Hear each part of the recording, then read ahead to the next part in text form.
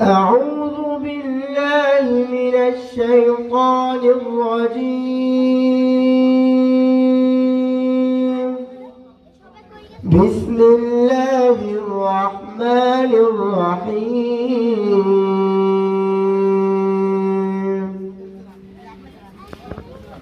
يا أيها الذين آمنوا لا تقولوا راعنا وقولوا انظرنا واسمعوا وللكافرين عذاب أليم. ما يود الذين كفروا من أهل الكتاب ولا المشركين